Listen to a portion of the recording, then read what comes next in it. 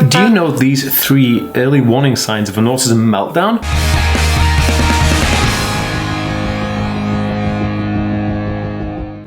Hey guys, welcome back to the Aspie world. My name is Dan. I have autism, ADHD, OCD and dyslexia, and I make weekly videos on this type of content. So if you're new around here and you'd like to learn more about that, remember to hit the subscribe button by clicking that notification bell down below. And if you're watching over on Facebook, be sure to give this page a like and a follow to see more videos just like this one. Boo, what is going on, Different Thinking fam, where we think differently daily? What's up, different thinkers? My name is Dan. If anybody who doesn't know me, my name is Dan, and I do videos on this all the time. My dog's whinging at me. What are you whinging at, Randy? Dogs, eh? Anyway, so I'll be right back.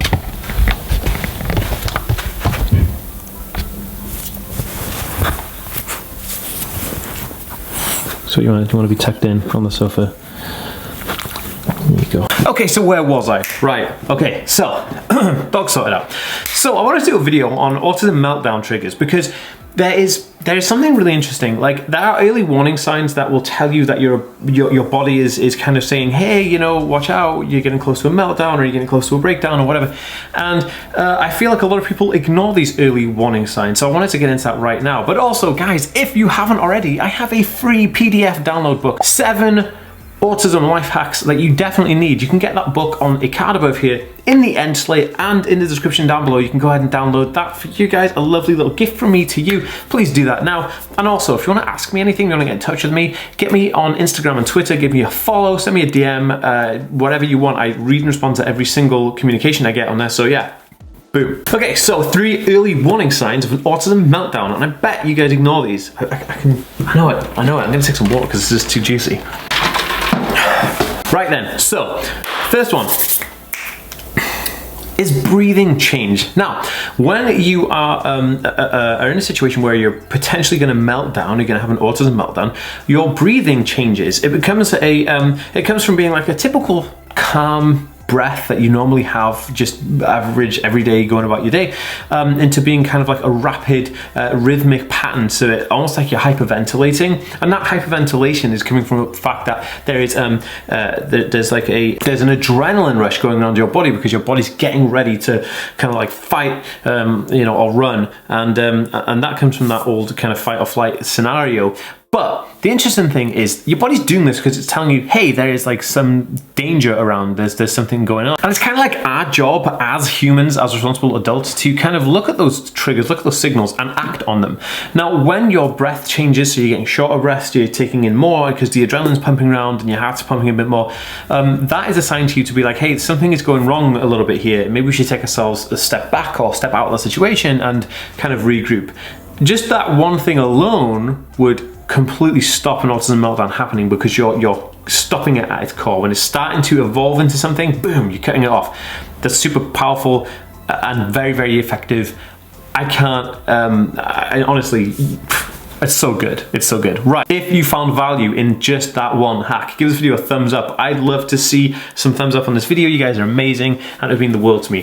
Thank you very much. Okay, so the second one I'm going to talk about is confusion increase, right? So there's this bizarre phenomenon that happens where when you are in a sudden panic in a situation where you're forced up against the wall, you know, there's a situation going on, you're going to feel panicked, or you know, you're already climbing up because you've got a lot of your breathing has stopped, changed its pattern, and you get more confusion. You can't kind of think straight. You can't focus on anything, and then everything becomes a bit more confusing. You're like, oh, should I go this way or that way?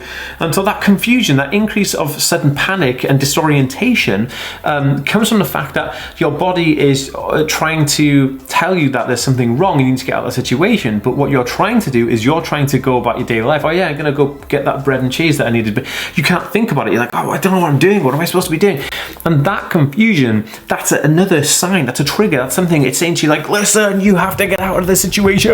But you sometimes don't always understand that, and it's definitely something that happens when you're having an autism meltdown or before you have an autism meltdown. So it's a way for you to just kind of think, okay, well, maybe I'm not gonna go into that store at the moment because I'm having this episode, so I'm gonna just go outside and cool down, and then I'll go back and do it again. These early warning signs are absolutely crucial to helping you overcome the autism meltdown issues.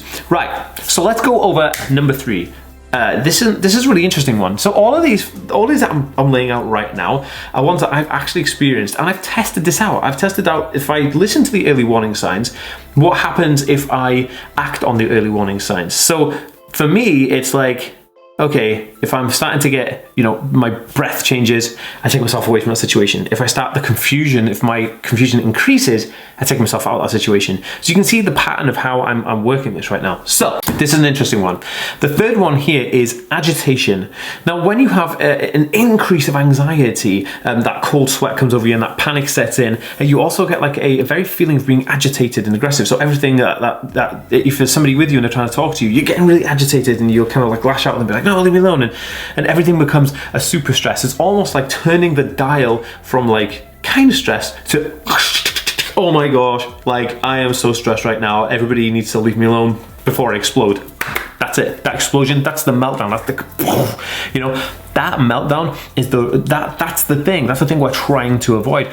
So the agitation, the confusion increase, the breathness changing, all of that is your body's way of saying like, hey, there's something brewing, there's a storm brewing here, and we need to kind of get away from that storm as quickly as possible. And these are the early warning signs. Now, what happens if you ignore these signs? If you ignore these signs, you will never get used to knowing them, and you will always fall into that kind of like, you'll fall off into the autism meltdown. And the meltdown can last a long time. It can have severe impact. It's just detrimental on all levels. It's not a good thing.